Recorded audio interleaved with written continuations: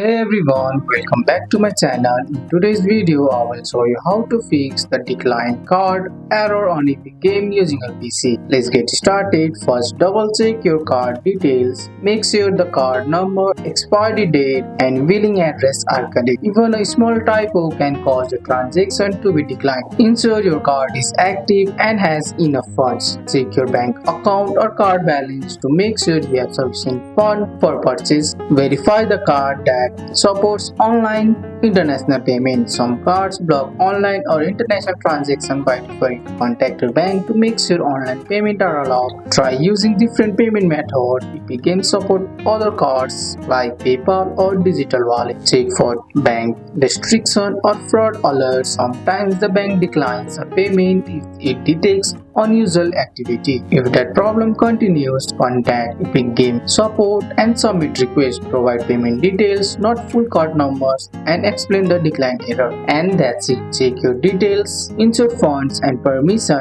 Try another payment method and contact support if needed. This will fix your card decline error on Epic Games. That's all for today's video, guys. I hope you guys like this video. If you found this video helpful, drop a like, subscribe for more videos. Thanks for watching. See you in the next one.